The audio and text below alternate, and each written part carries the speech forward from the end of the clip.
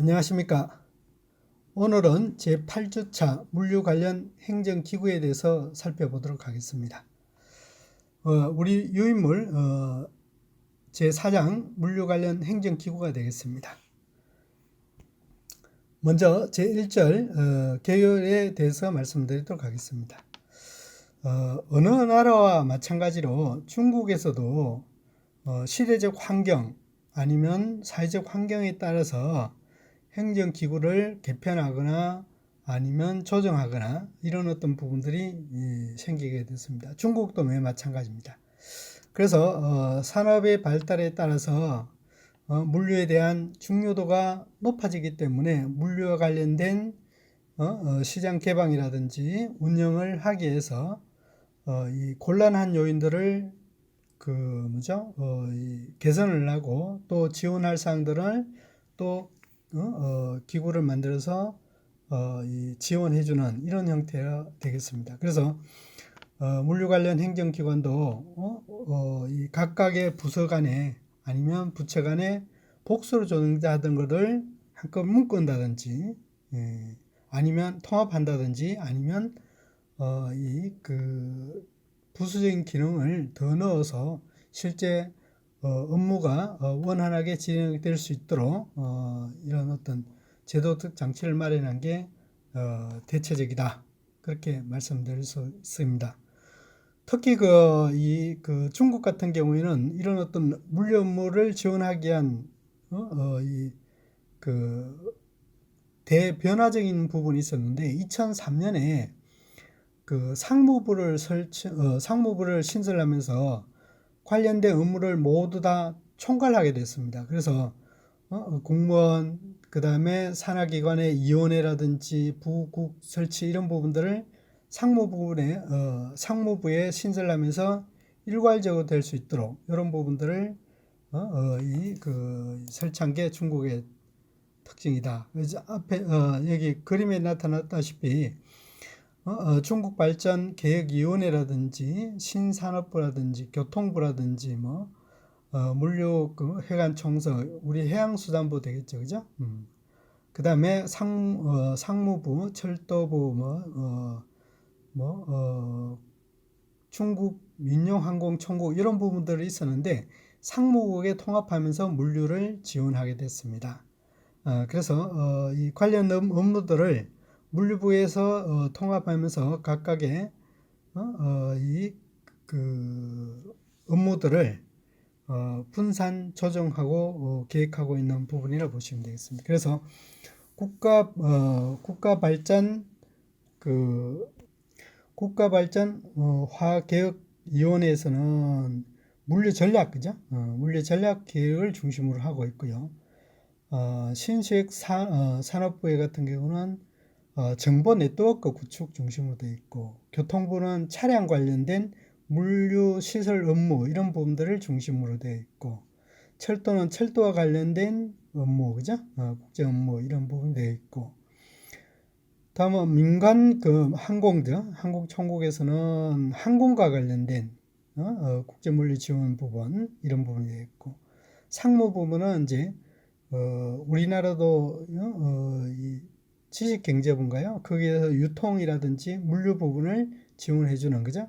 그래서 상업 업무 지원 중심으로 편제되어 있고, 그 다음에 중국 해관청서 같은 경우는 세관 관세 업무를 중심으로 해서 하는데 상무부를 중심으로 해서 모든 것을 운영할 수 있도록 이렇게 통합한 게 2003년에 이 중국의 특징이다. 그렇게 보시면 되겠습니다. 그래서 3페이지 되겠습니다. 그래서 운송과 관련 부분, 그 다음에 업무와 관련된 부분, 상업이라든지 무역 관련 업무와 지원 관련된 업무는 그렇게 나눠볼 수 있는데 이 운송에 관련 부분은 교통부가 도로라든지 항만 이런 부분 되어 있고요. 철도부가 철도 관리 부분, 그 다음에 중국 민항총국권은 항공 운영 관리 부분, 지원 업무로서는 상무부에서 이제 포워딩 같은 이런 부분요. 사실상 우리도 이런 부분들이 포워딩은 지식경제부인가요? 지식경제부하고 그다음에 그 국토부로 이렇게 나눠져 있죠, 그죠? 그다음에 중국 해관청서에서 수출 세관 관리 부분 이렇게 실무 부분을 했는데 토탈 관리하는 부분은 상무부가 관리하고 있다. 그렇게 보시면 되겠습니다.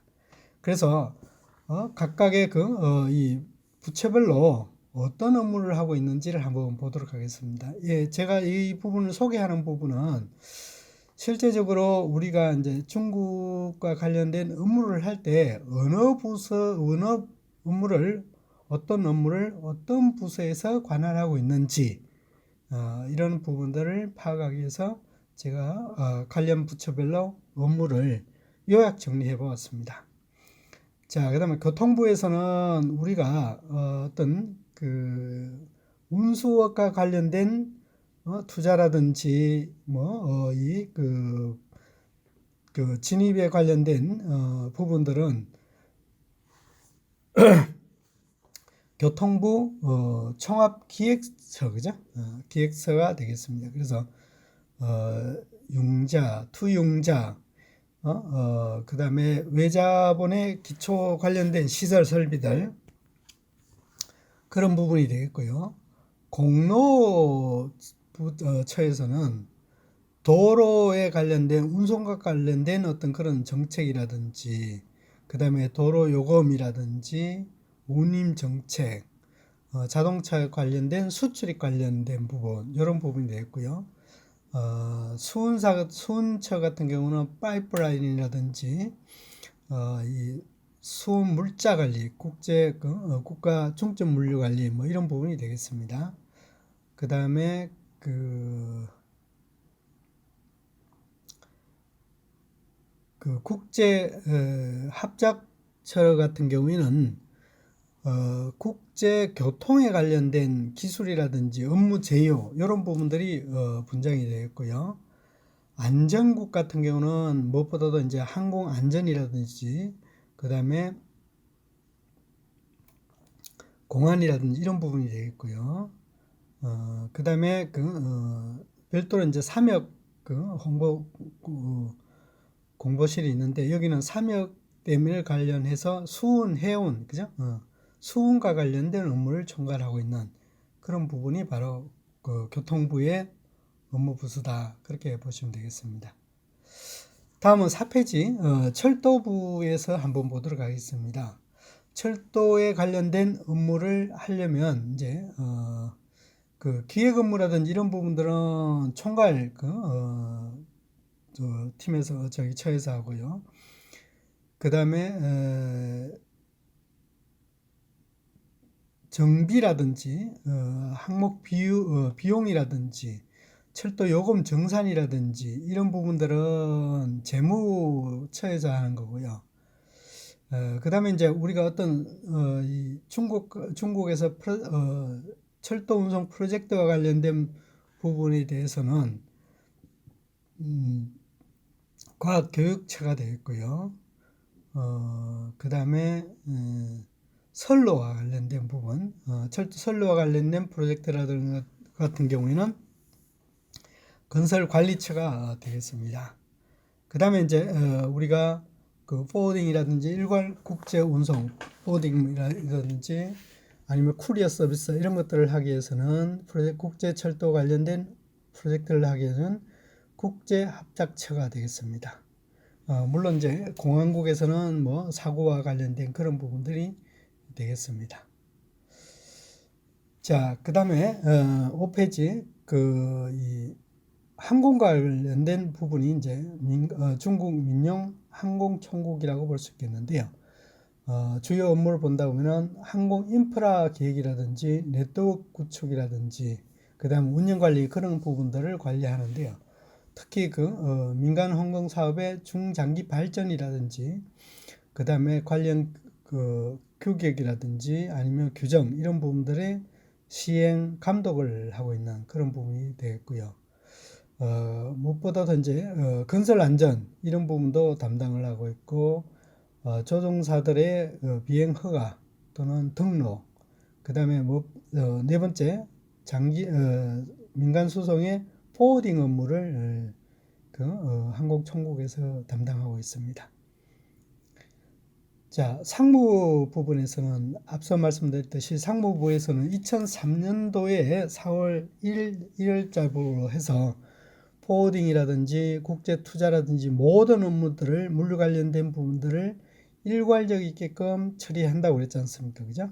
통제 관리, 지원 업무 이런 부분을 한다고 그랬습니다. 특히 이 WTO에 가입되면서부터 중국의 수출입 관련 부분, 그 다음 무역 조정에 관련된 부분, 이런 부분들을 계속적으로 집중적으로 관리하고 있습니다. 그래서 수출입 물동량의 할당이라든지, 그 다음에 그 관리 감독이라든지, 그 다음에 전반적인 정책이라든지 법규, 제정 이런 부분이 되겠고, 특히 우리가 조심해야 될 부분은 이제 덤핑이라든지 독과점 이런 부분, 보복 조치 이런 부분들을 관리하는 부분이 상무부다 그렇게 보시면 되겠습니다.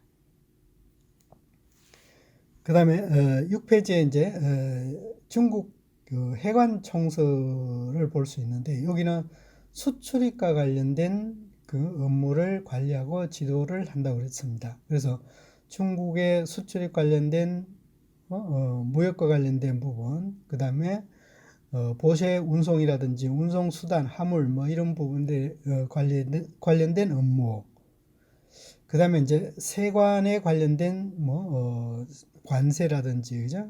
그런 부분이 되겠고요. 그 다음에 밀수 단속뿐만 아니라 면세점, 세무관리 이런 부분들을 총괄 관리하는 무역과 관련된 총괄 업무를 실시하는 부분이 중국 해관청서다 그렇게 보시면 됩니다. 우리나라의 해수부 정도 되겠죠, 그죠? 그렇게 보시면 되겠습니다. 자, 주요 관련된 부처별로 주요 업무를 살펴봤고요. 다음은 제2절 7페이지가 되겠습니다. 제2절 물류관리 제법규에 대해서 말씀드리도록 하겠습니다. 그래서 중국에서도 물류 관련 법규들이 굉장히 많은데요. 항만, 그 다음에 해운, 철도, 해상 운송, 도로 운송, 항공 이런 업무들이 다 있습니다. 그죠? 그래서 운수, 외자 유치와 관련된 업무 이런 것들요. 그 다음에 이제 도로와 관련된 부분은 이제 중华民国 도로법, 그 다음에 도로 관리 관리 잠정 조치 조례, 우리나라 시행 규칙, 시행령, 시행 규칙, 모법 있고 시행 규칙 있고, 그 다음에 시행 규칙 있고, 죄송합니다. 모법 있고, 시행령 있고, 시행 규칙이 있지 않습니까? 그런 형태로 법들을 상세하게 관련된 규정들을 상세하게 되어 있습니다. 그래서 밑에 두 번째 칸에는 도로와 운송과 관련된 그런 부분이 되겠습니다. 그 다음 오른쪽도 마찬가지로 이어서 되는 겁니다. 도로 관련된 법 이렇게 되어 있습니다. 자, 그 다음에 이제 철도 관련법 오른쪽 위에서 두 번째 칸이 되겠습니다. 철도 관련된 부분.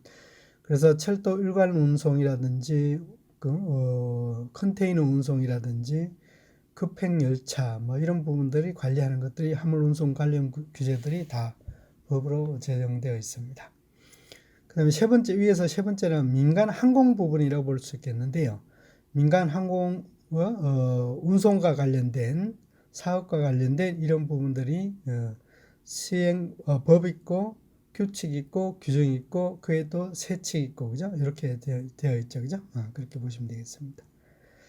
그 다음에 네 번째 오른쪽에서 위에서 네 번째 보면 보세 장치 장비 관련된 부분. 그래서 보세 창고 및 보세 화물에 대한 관련된 법률, 그에 따른 시행령, 시행규칙, 그래서 그에 관련된 의견서 이런 부분들이 되겠습니다. 우리나라도 보면 화물 운송법 있고 화물 시설 설비에 관련된 법이 있고 그 다음에 도로 운송과 관련된 자 있고 그에 따라서 자동차라든지 이런 부분이 이제 자동차, 열차, 이런 부분이 되어 있고요. 그 다음에 그 해상 운송, 해상 운송과 관련돼 있어서 항만이라든지 그런 부분이 있고 철도, 항공법 이렇게 세칙대로 세분화되어서 각각의 법률, 그 다음에 법령, 그 다음에 규칙 이런 식으로 되어 있고 또 그 다음에 지방자치단에 보면은 지방자치 조례 이런 식으로 법이 구성되어 있습니다. 자, 그래서 8페이지 먼저 도로 수송에 관련된 기본법을 본다 그러면 교통부가 송환을 하고 있고요. 그래서 도로 수송 잠정 조례, 즉 다시 말하면 중국 도로 수송 관리 잠정 조례하고 중국 인민공화국 도로관리 조례, 그 다음에 중국 인민공화국 공로법 이렇게 구성되어 있어서 또 여기서 또 내려가죠, 그죠? 그래서 첫 번째 이제 잠정 조례를 볼게요. 86년도 12월 달에 이제 교통부가 제정을 했네요. 여기에는 도로 운송이라든지 여객 운송에 관련된 운송 서비스 및 부대 서비스에 관련된 이런 부분들을 하는데 우리가 이제 예를 든다면 화물 자동차 운송업을 인허가를 받기 위해서 진입하기 위해서는 여기에 도로 관련 수송 관련 잠정 조례에 의해서 신고하고 그 다음에 인허가 받고 그렇게 보시면 됩니다. 그래서 도로 여객, 도로 운송, 도로 운송에는 도로 화물 운송에는 보통 화물, 위험 화물, 대형 화물, 컨테이너, 혼재 화물 이렇게 분류가 되어 있네, 그죠? 업종 신고할 때 이렇게 분류해서 신고할 필요가 있다 그렇게 보시면 되겠습니다. 다음은 하역 운반, 자동차 수리, 운송 서비스 관련 이런 부분들이 이 법의 조례에 다 있고 그 다음에 이제 공안국의 소관이라고 볼 수 있겠는데 중화인민공화국 도로교통관리조례라고 볼 수 있는데요. 이거는 88년 3월에 제정되었습니다. 우리나라 같은 경우는 도로교통법 이렇게 되겠죠, 그죠? 그래서 도로의 위험을 방지하고 안전이라든지 적재 중량 제한이라든지 속도 제한 이런 부분들이 많이 제재될 수 있습니다. 제한될 수 있습니다.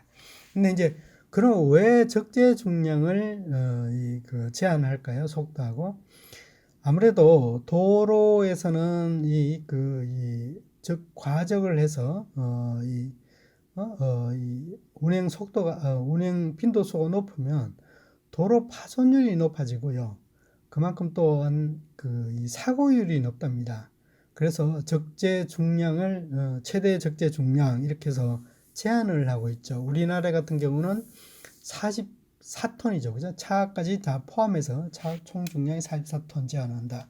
그렇게 보시면 되겠습니다. 그래서 이런 부분들이 조례에서 관리되고 있다. 그렇게 보시면 되겠습니다. 자, 9페이지에 보시면 창고 보관법이라고 볼 수 있는데 보관 관련된 사업법이라고 볼 수 있는데요. 우리나라에서도 사실상 창고업이 이전에서는 있었었는데요. 이 화물 물류 기본법인가요? 화물 운송이 아니라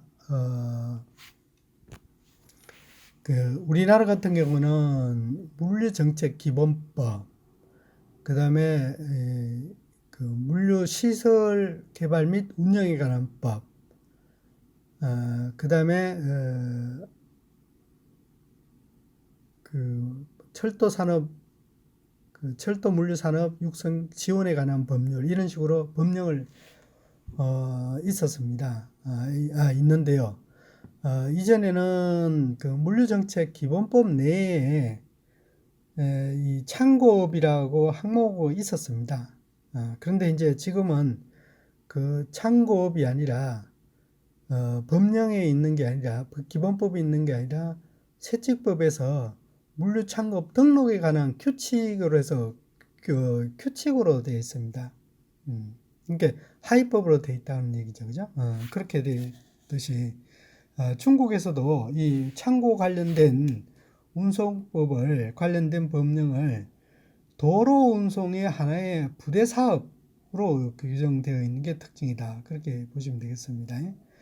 그래서 우리가 이 중국에 가서 이 물류 센터와 관련된 업무를 볼 때는 그 도로 운송에 관한 기본 법률에 저촉된다. 그렇게 보시면 되겠습니다. 그래서 표에 나타났다시피 창고 관련 법은 물류 부대 서비스업으로서 그 혼재화물 도로 운송 관리에 관한 법률 제7조 2조 2항 제1항 1항에 되어 있다. 그렇게 보시면 됩니다. 그래서 내용을 본다 그러면 혼재 터미널 같은 경우는 300입방미터 이상의 주차장과 그 다음 500제곱미터 이상의 창고 면적을 보유하고 있고 그에 대한 안전조치라든지 상하형 능력을 갖춰야 된다. 도크라든지 아니면 하역 설비 이런 부분들이 갖춰야 되고 반드시 안전과 관련된 이런 어떤 조치 사항이 필요하다. 그렇게 보아지고 있고요. 그 다음에 이제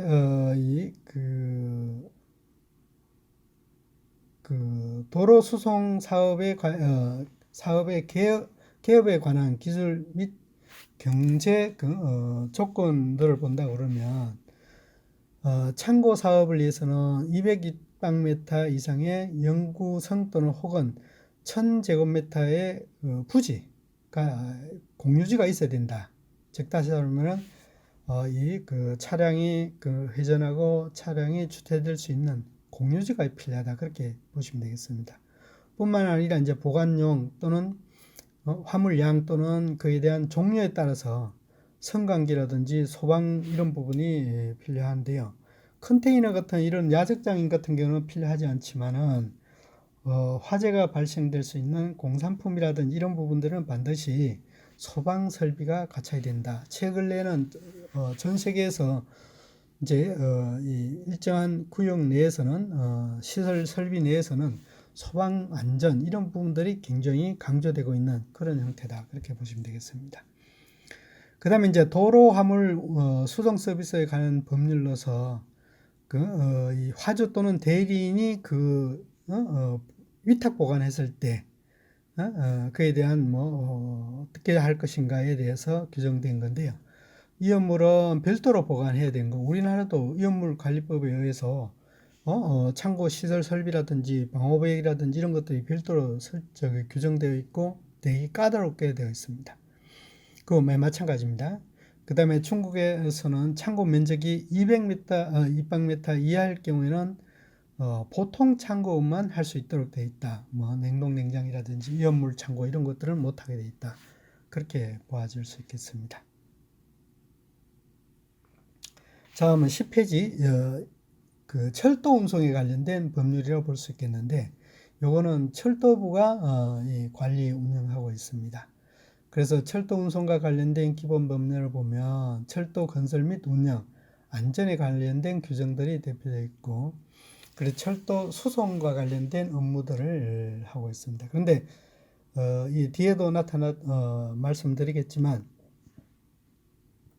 중국에서 철도 운송 관련 사업을 하기 위해서는 이 굉장히 까다로운 게 특징입니다. 특히 중국의 철도 운송은 자체가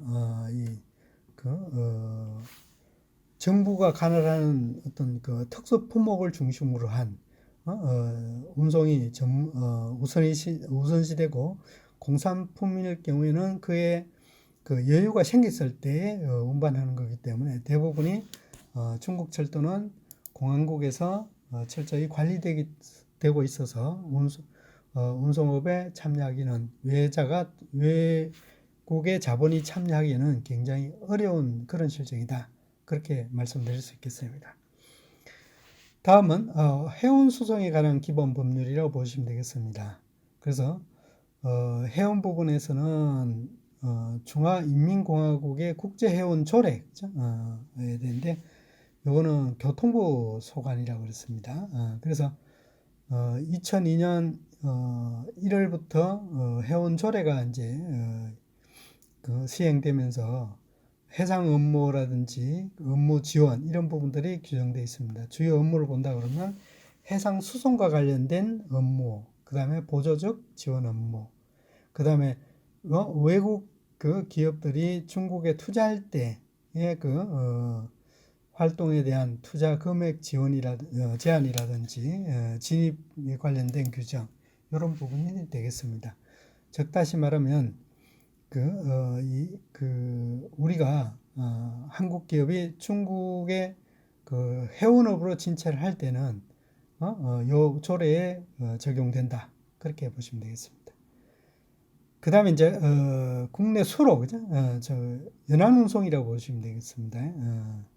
연안운송 같은 경우는 이제 수로 항만 같은 경우는 2001년도에 그 규칙이 제정되어 있고요. 그래서 연안 국내 하천을 영업하는 화물 운송 사업자 그렇게 보시면 되겠습니다. 그래서 삼엽댐이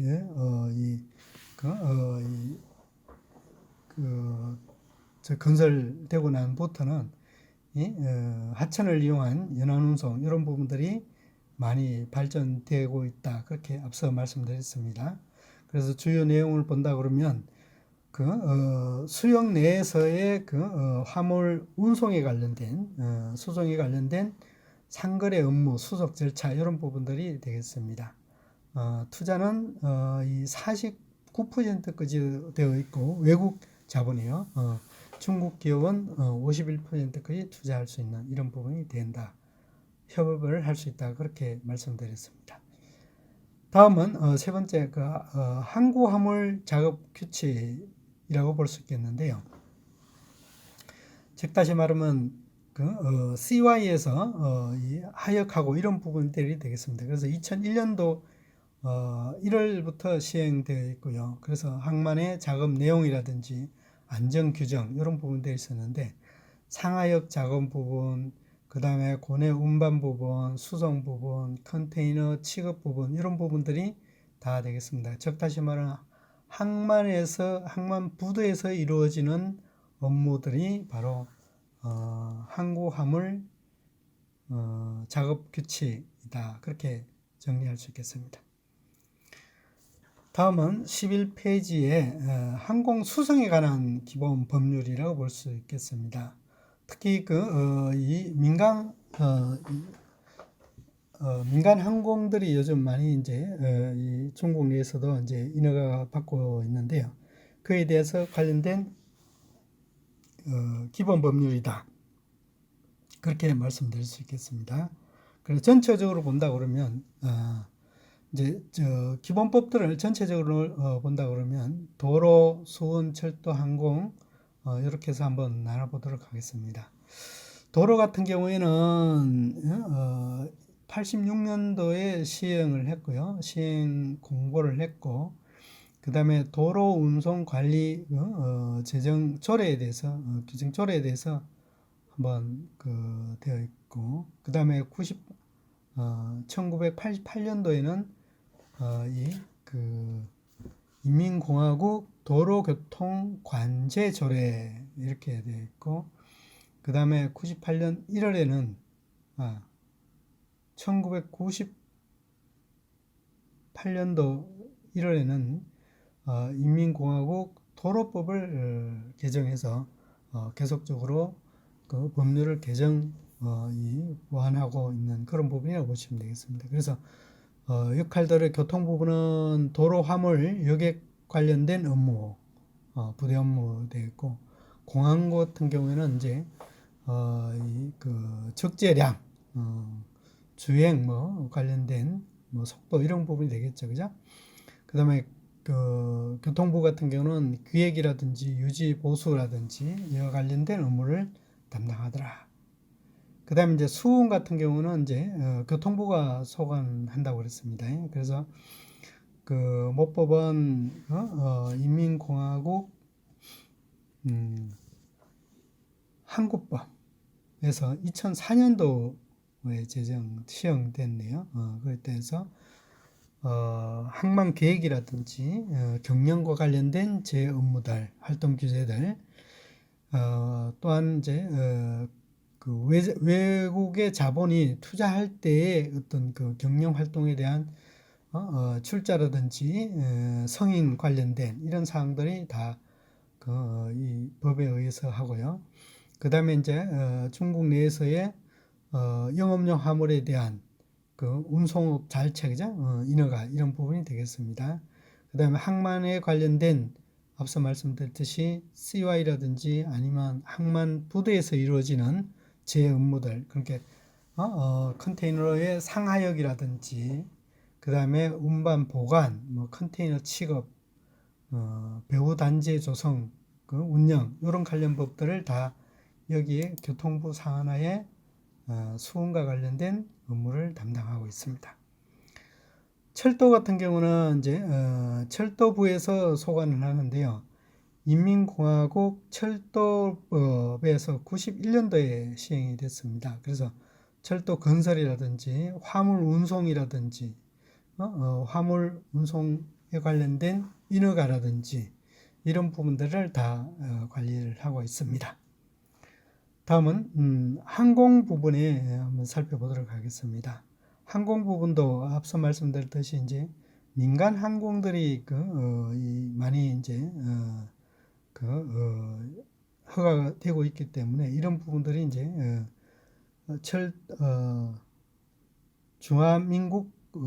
중화인민공화국 민영항공법에 의해서 96년도에 시행이 됐습니다. 제재를 하면서 민간 항공기의 등록이라든지 항로 운영이라든지 그 다음에 화물 운송의 운송 규정이라든지 안전 이런 부분이 되겠습니다. 화물 운송 규정이 있는데요. 대체적으로 취급 조건들, 그 다음에 통관 조건들, 그 다음에 그 화물의 그 특수성에 따라서 운송 조건들, 뭐 이런 부분들이 되겠습니다. 그런 부분들을 다 규정하고 있다. 그렇게 보시면 되겠습니다.